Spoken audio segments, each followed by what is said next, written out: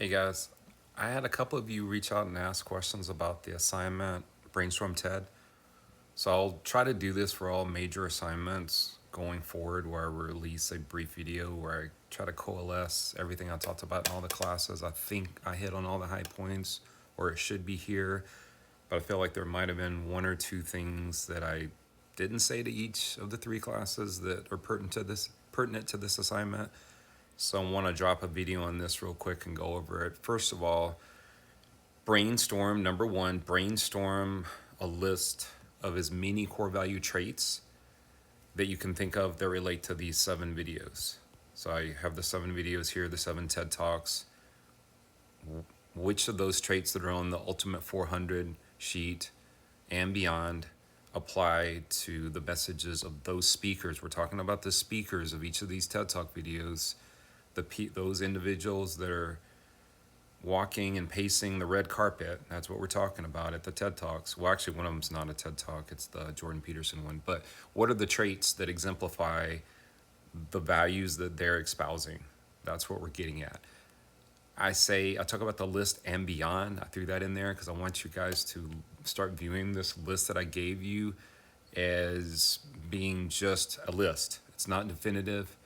It's not the end all be all. You can add to the list. I want to encourage you to add to the list. If you think there is a trait that needs to be on there that describes any of these 7 individuals, by all means, add it. Think outside the box, think outside, or think off the sheet. You'll also be doing that for your own brainstorm or your brainstorm of your own traits, working your way toward the Reflection Me assignment. So you will be not constrained or not bound to that list of the Ultimate 400. We're going to go beyond that, and we might even compile a list of all the classes combined on what all you guys want to add to that list, or you can just do it individually. Another thing you can do is you can take the objective correlative that you identify, which is which one was that? Part 2? Yeah, no, sorry, part 3. Take that objective correlative, whatever it might be the lollipop, it might be the flip phone in the case of David Amadeo, and you can use that. Or it might be a planning calendar in the case of Laura Vanderkam. You can use that as an example, but just make sure you tether that to, or you ground that in, or I'm sorry, the symbol itself is grounded. Make sure you tether that to an abstract concept or symbolism, one of the core value traits. For number 2, we're looking for just the overall theme. So as I mentioned in class, the TED Talks are powerful messages, powerful ideas, explicit messages from these speakers. So identify what those are. You might have to coalesce several of those traits that you identified in your brainstorm on number 1. Try to group them. Like I said, there's strength in numbers. Look at that Doppler radar map, which, by the way, right now it's raining. So I think that Doppler radar map for Maricopa would be hot, red hot with rain. So kind of look at where the clusters, if you can group together the traits, find out where those hot spots are. Where are those clusters? And that's going to tell you what your theme is. Again, for 3, identify an objective correlative. And as I mentioned, you can use that in as far as one of your traits. And you can also use it in your this I believe, this I learn, or this I value statement, which I'll get to in a second.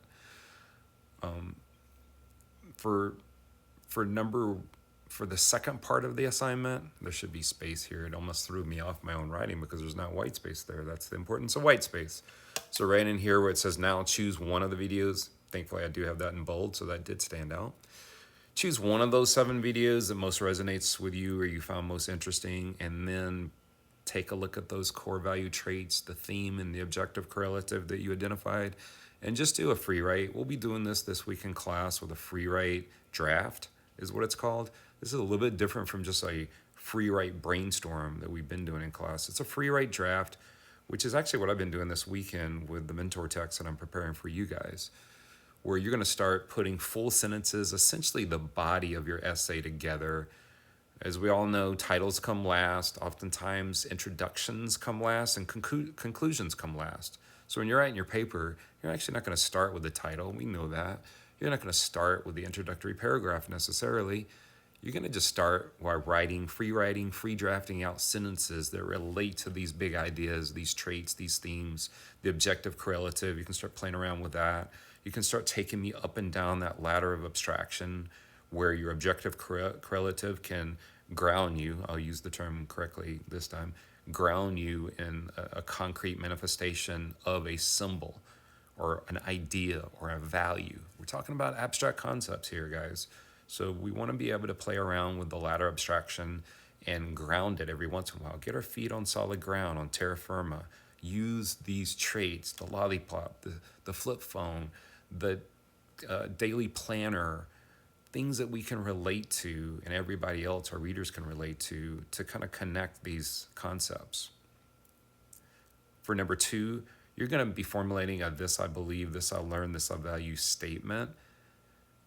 This is going to be simply I believe in empathy, or I believe in understanding, or I believe in robustness, which might be, I was trying to think of that word the other day in one of the classes as a antonym for safety. I think Jordan Peterson would probably say he values robustness, or he believes in robustness, or in the course of his life he's learned robustness as an appropriate counter to this false notion of safety. You can also, with your this I believe, this I learn, this I value statement, use the objective correlative. That's what I kind of mentioned a minute ago. You can say, I believe in the flip phone if you're writing David Amadeo's imagined essay. You can say, I value the flip phone.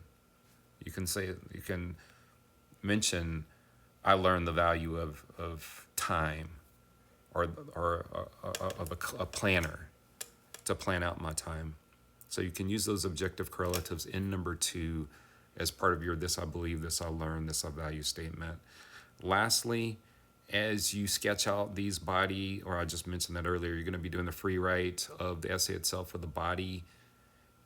The last thing you're going to need to do with this is put together at least one sentence, maybe perhaps, hopefully more, but at least one sentence that acts as a general introduction, or would get someone or get you started as toward writing an introduction if you were actually doing this. So if you actually sketched all this out and were planning it out as a free draft as part of the planning process, then you could then catapult that into writing an introduction and a conclusion. We'll be doing this in class this week, so I want you guys to play around with these ideas so I'll have something concrete, speaking of concrete, to point back to.